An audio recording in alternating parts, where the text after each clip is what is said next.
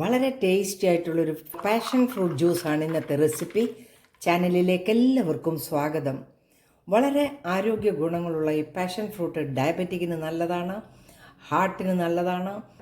ഇത് ജ്യൂസാക്കാതെ കട്ട് ചെയ്ത് സ്പൂൺ കൊണ്ട് കോരി കഴിക്കുന്നതും വളരെ നല്ലതാണ്. കൊച്ചുകുട്ടികൾക്കൊക്കെ അങ്ങനെ കൊടുക്കുന്നതാണ് വളരെ നല്ലത്.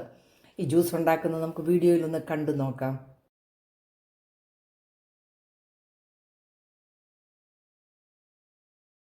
Home made passion fruit juice ഉണ്ടാക്കുന്നത് നമുക്കിന്ന് ഒന്ന് കണ്ടു നോക്കാം. അതിനായിട്ട് ഞാൻ വയലറ്റ് നിറത്തിലുള്ളതും മഞ്ഞയും എല്ലാം കലർന്ന പാഷൻ ഫ്രൂട്ടാണ് കിട്ടിയിരിക്കുന്നത്. നമുക്കിതെല്ലാം ഒന്ന് കട്ട് ചെയ്ത് ഇതിനകത്തെ പൾപ്പൊന്നെടുക്കാം. കട്ട് ചെയ്ത് ഈ പാഷൻ ഫ്രൂട്ട് നമുക്ക് ഈ പാത്രത്തിലേക്ക് അതിൻ്റെ പൾപ്പെടുക്കാം.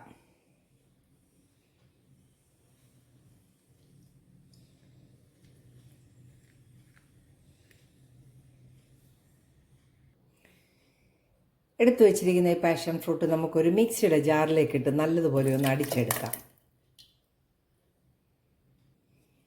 ഇതിലേക്ക് 1/2 കപ്പ് പഞ്ചസാരയും കൂടി ഇട്ട് കൊടുക്കാം. 1 കപ്പ് വെള്ളവും കൂടെ ചേർത്ത് നല്ലതുപോലെ ഒന്ന് അടിച്ചുകൊണ്ട് വരാം.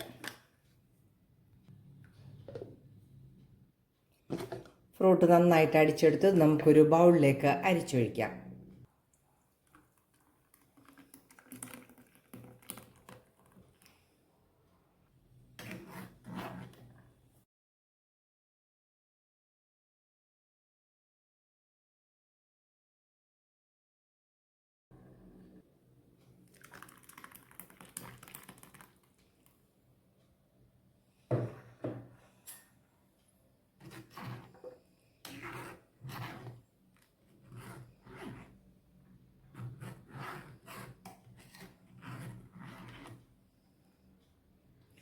നന്നായിട്ട് നമ്മൾ പാഷൻ ഫ്രൂട്ട് അരിച്ചെടുത്തിരിക്കുകയാണ്.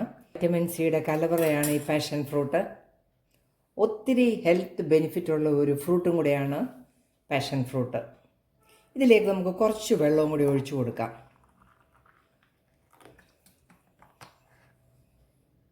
നന്നായിട്ടൊന്ന് ഇളക്കി കൊടുക്കാം.